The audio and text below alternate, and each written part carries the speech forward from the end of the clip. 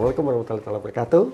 Apa kabar sahabat-sahabat sekalian? Ketemu lagi sama saya, Meriza. Di sesi ketiga ini luar biasa ya. Tadi di sesi 1 kita bahas bagaimana konteks perguruan tinggi swasta saat ini. Kedua, bagaimana kita melihat celah atau peluang yang diberikan oleh pemerintah, latar belakang daripada Permen 53 2023 tersebut. Nah, sekarang di mana sih kemudahan dan apa yang perlu dilakukan oleh pengelola atau penyelenggara perguruan tinggi yang kuncinya saat ini adalah depend on us. Depend on us ya Pak. Pak, kalau boleh dibilang, bisa nggak kita sederhanakan Pak, dari regulasi Permen 53 2023 ini, apa sih poin utamanya? Ya. Jadi kalau kita lihat tadi secara garis besar kan terbagi dua ya. Bahwa Permen tentang penjaminan mutu ini menyangkut masalah standar pendidikan tinggi, dan kedua masalah sistem akreditasi perguruan tinggi itu sendiri, kan gitu. Nah, dari dua poin pokok itu, kalau kita coba lihat nih, ya, saya juga detailnya harus dilihat nih, bahwa ada beberapa kemudahan yang dimunculkan oleh Permen ini, penyederhanaan lingkup standar, yang saya katakan tadi, tadi dari 9 menjadi 3 standar. Gitu ya, penyederhanaan itu satu. Kemudian yang kedua, tiga itu terdiri dari luaran, proses, dan kemudian masukan ya, inputan kaitannya. Kemudian penyederhanaan standar kompetensi lulusan. Ini sesuai dengan tantangan dari perguruan tinggi yang bersangkutan. Dia mau mengarah profil lulusan mau seperti apa. Dia tentukan standarnya, kan seperti itu. Ini terkait juga tantangan dunia kerja, kan gitu. Di areanya, di regionalnya, kan seperti itu. Mau kemana, kan? Terkait dengan visi misi perguruan tinggi itu sendiri. Nah, itu kemudahan yang kedua. Kemudian tentang penyederhanaan proses pembelajaran dan penilaian. Ini kita tahu bahwa pemerintah mengeluarkan kebijakan Kampus Merdeka. Itu saya kira awal dalam rangka untuk menyederhanakan proses. Ada proses pembelajaran di mana bukan hanya belajar hanya di kampus, tapi juga magang, kemudian dan lain-lain. Itu bisa bagian dari proses itu untuk merdekakan daripada perguruan tinggi meng-create agar proses pembelajaran itu menjadi lebih kaya wawasan, kaya ini dan segala macam. Pada akhirnya lulusannya Pak. Pada akhirnya juga ujungnya lulusan. Kemudian berikutnya adalah penyederhanaan tentang meringankan beban administrasi. Kalau dulu 9 standar sedemikian rupa, sekarang dengan 3 penyederhanaan tadi, itu kan akan mengurangi beban administrasi. Kemudian juga tentunya finansial. Nah, kemudian juga dari aspek finansial adalah kalau akreditasi wajib itu ditanggung pemerintah. Jadi ketika perguruan tinggi prodi belum akreditasi atau perguruan tinggi belum akreditasi, itu kewajiban pemerintah untuk membiayai. Tapi ketika dia mau meningkatkan kualitasnya lebih lanjut, nah itu dia punya kewajiban. Nah, jadi dari sisi itu beban sendiri ya Pak ya. Beban sendiri. Tapi kalau yang wajib mah by pemerintah. By pemerintah. Semua baik itu dilakukan ban PT maupun oleh LAM. Gitu ya Pak ya. Nah, kemudian tentunya status akreditasi juga disederhanakan. Kalau dulu ada beberapa, kalau sekarang terakreditasi dan tidak terakreditasi. Dua jadi ya. Orang sudah bisa melihatnya untuk memudahkan gitu ya. Betul. Bagi masyarakat juga melihat kan seperti itu. Ini juga untuk menunjukkan keseriusan perguruan tinggi kan. Betul. Sudah diberi keleluasan ya, diberi ruangnya ya itu terakreditasi dan tidak. Supaya berusaha betul-betul mencapai kualitas yang lebih baik. Nah, di sini kan di persepsi masyarakat, sahabat-sahabat langsung muncul nih. Terakreditasi atau tidak? Atau tidak. Nah, artinya sahabat-sahabat kan jelas ya kalau tadi penyederhananya tertuang dalam beberapa dimensi. Betul. Ya, dimensi akreditasinya gitu ya Pak, dimensi dari yang luaran, proses dan input. Ya. Dan tadi indikator akhir itu terakreditasi atau tidak. Tidak. Pak, itu udah dapat tuh. Apa yang hendak dicapai, apa fasilitas yang disiapkan oleh pemerintah, peluang. Nah, how to implementnya sekarang? Ya tentunya dalam mengimplementasi seperti itu, perguruan tinggi di sini kan ada, kalau di swasta kan ada 2 unsur ya, badan penyelenggara, badan pengelola ya, terus ada pelaksananya ya prodi dan fakultas lah. Tentunya mereka harus memahami betul-betul Permen ini. Ya, bagaimana implementasinya dalam praktek-praktek penyelenggaraan dan pengelolaan pendidikan dan pelaksanaan pendidikan. Tapi ujungnya adalah kita harus set up profil lulusan kita seperti apa kan gitu Pak. Nah, ini harus betul-betul dipahami. Karena standar itu dikeluarkan oleh Kemendikbudristek, kemudian proses akreditasinya tetap dilakukan oleh pihak lain, yaitu kalau untuk pemerintah BAN PT, itu untuk lembaga. Kalau untuk prodinya kan ada LAM dan lain-lain. Nah, ini kan harus diinikan. Jadi kalau ini kemudian tidak diresapi permen ini, dan bagaimana keterkaitannya dengan aturan-aturan yang dikeluarkan oleh BAN PT dalam hal proses akreditasi, nah ini kan harus betul-betul dipahami dan dipersiapkan. Karena pemerintah sudah memberikan penyederhanaan sedemikian rupa. Nah, ini harus dipersiapkan betul-betul secara bertahap, sehingga sistem mutu itu tentunya akan terus meningkat. Peningkatan mutu itu terus meningkat. Karena ini menjadi sebuah kesadaran kan harusnya.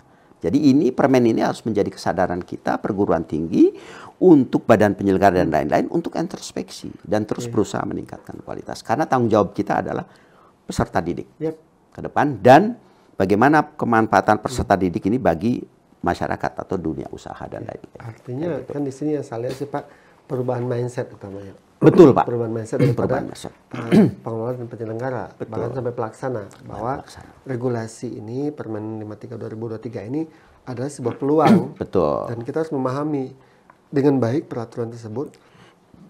Dan kita bisa melihat peluang-peluang mana yang bisa kita manfaatkan. Jadi perubahan mindset. Nah, yang kedua Pak, bicara tentang leadership Pak. Sejauh mana sih Pak ketika mindset sudah berubah gitu ya. Nah, bicara leadership dari penyelenggara ataupun pengelola. Betul. Ini sejauh mana menurut Bapak? Lihat isu sekarang ya. Betul. Dengan kondisi sekarang ya. Kalau di PTS itu seperti katakan tadi ada dua, badan penyelenggara dan badan kelola. Kadang-kadang mindsetnya ini berbeda, tidak berangkat yang sama. Ini harus disamakan. Iya, betul-betul. Harus disamakan. Bahwa ketika sebuah lembaga menyelenggarakan sebuah penyelenggaraan pendidikan tinggi, mindsetnya adalah tujuan pendidikan, mencerdaskan kehidupan bangsa, mencerdaskan peserta didik kita, itu goal kita, kan seperti itu. Betul. Nah, itu tujuan utama. Dari situ ditarik menjadi bagaimana tata kelolanya, kan begitu Pak? Karena butuh pasti dukungan sumber daya, betul. Finansial, sumber daya manusia, fasilitas dan lain-lain. Nah, bagaimana ini berpikir ditarik ke sini? Proses tata kelolanya seperti apa supaya ini bisa berjalan sustainable, kan begitu Pak? Berkelanjutan. Nah, berkelanjutan kaitan. Nah, disinilah peran dari pemimpin. Nah, kalau di swasta tentunya pemimpin ada di badan penyelenggara, ketua yayasan, pengurus, kemudian pemimpin di perguruan tinggi sendiri. Dan pemimpin yang lebih bawahnya lagi pelaksana adalah ada dekan, ada kaprodi. Ini harus searah Pak, harus selaras Pak, mindsetnya seperti itu. Gitu kan Pak? Betul Pak. Jadi kan kalau bicara tentang leadership, kemampuan seseorang untuk apa istilahnya mempengaruhi orang lain. Nah, saya teringat sebuah konsep Pak. Ada dua konsep Pak. Kebetulan saya di manajemen. Pertama adalah strategic leadership. Yang kedua entrepreneurial leadership. Iya, betul. Melihat konteks yang disampaikan Pak Lili barusan gitu ya. Bagaimana melihat sebuah kebijakan pemerintah. Diperlukan strategic leadership dulu. Betul. Di mana mereka melihat ini adalah this is an opportunity. Betul. And this is our goal gitu for the future, a long term. Betul. Kan ini bicara mencatat kehidupan bangsa itu bicara jangka panjang. Persis. Namun di dalam tatanan implementasi diperlukan kreativitas dan inovasi. Ya. Persis. Karena disitulah konsep entrepreneur leadership. Setuju Pak? Betul, setuju Pak. Dan ditambah lagi Pak, bukan hanya dua itu. Apa itu Pak? Kedepan kita harus melihat bahwa sustainability leadership. Jadi ini harus itu. It's the goal ya. Iya, it's the goal. Jadi leadership harus berpikiran dengan model-model sustainable. Berkelanjutan. Apa yang dari ini artinya nanti melihat semua tata kelola. Karena bukan hanya di internal, tapi kita juga harus melihat keluar. Kebutuhan di luar seperti apa. Kan begitu Pak. Nah, ada satu konsep kalau gitu Pak. Ketika bicara tentang sustainability leadership itu akan berhubungan dengan ini Pak, regenerasi. Iya, persis. Saya ngelihat kondisi kita sendiri di Widyatama, mulai dari almarhum, Ibu Prof, Prof. Kusbandia, lalu Pak Onto, lalu sebelumnya Pak Joko, sekarang kemudian Pak Rushartono. Sebagai penyelenggara. Diperlukan leadership yang sustain ya Pak. Persis Pak. Kenapa? Jangan sampai jomplang. Ketika itu, nah sama juga dari rektor kan ya Pak. Betul. Mulai dari Pak Mame. Pak Islah, kemudian Prof. Obi, kemudian sekarang Prof. Dadang. Diperlukan. Oh, paham sekarang, Pak. Jadi sahabat-sahabat luar biasa. Kuncinya ya bahwa di situ adalah optimasi peluang tersebut dengan menggunakan leadership. Pak, karena leadership itu kan harus mendrive. That's the point. That's the point. Dia yang akan Pak, nggak kerasa nih Pak, dari sisi ketiga kita udah berakhir. Boleh nggak Pak closing statement dari Bapak nih terhadap diskusi kita 3 sesi ini? Ada closing statement dari Bapak buat sahabat-sahabat sekalian? Baik teman-teman sekalian, sahabat Komunita, saya kira Permen tentang penjaminan mutu nomor 53 2003 ini kita anggap sebagai peluang yang tentunya harus dimanfaatkan oleh penyelenggara pendidikan tinggi swasta, baik itu badan penyelenggara, badan pengelola, termasuk juga tentunya pelaksana pendidikan. Di sana ada dekan, ada juga prodi. Dari 3 unsur ini tentunya yang penting adalah aspek kepemimpinannya. Mindsetnya harus dirubah, bahwa ke depan tentunya bahwa kita mengendaki sebuah lembaga pendidikan itu adalah mencerdaskan kehidupan bangsa, mencerdaskan peserta didik sedemikian rupa. Ini harus menjadi tujuan utama. Kemudian ditarik mundur adalah bagaimana pengelolaannya berbasis mindset tadi. Di mana kepemimpinan itu harus mendriver semua. Di semua tingkatan tentunya, di tingkatan pengelola, di tingkatan penyelenggara, pengelola, dan kemudian pelaksana. Dan tentunya ujung tombaknya adalah dosen. Kepemimpinan dosen juga sangat diperlukan. Dalam di kelas, ya kan gitu. Nah, ini yang saya kira menjadi hal-hal penting yang harus menjadi catatan kita supaya kita bergerak maju dalam rangka meningkatkan kualitas pendidikan tinggi. Saya kira itu, Pak. Terima kasih Pak Lili, sahabat-sahabat sekalian luar biasa ya. Karena bagi saya ada Permen 53 2023 ini bagaimana kita diharapkan melakukan transformasi ya atas perguruan tinggi yang kita jalankan, kita kembangkan. Nah, kuncinya tadi adalah leadership. Nah, ada satu kalau boleh tambahan sedikit lagi Pak, transformational leadership. Ini akan menjadi variabel utama membangun. Kalau tidak, ini akan seperti ini. Peluang tinggal peluang. Tinggal peluang, sayang. Iya sayang. Baik sama-sama sekalian, demikianlah diskusi kita kali ini 3 sesi menurut saya luar biasa.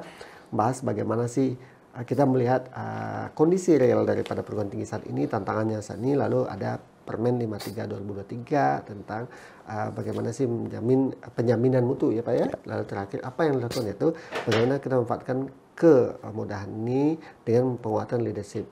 Ini memanfaatkan peluang-peluang yang ada di masyarakat. Silakan sahabat-sahabat sekalian membaca nanti di majalah Komunita edisi 37 ya. Ada transformasi dan otonomi perguruan tinggi, dan itu juga ada di webnya juga. Itu saja. Saya Meriza Henry dan bersama Pak Lili. Terima kasih Pak Lili. Terima kasih. Terima kasih.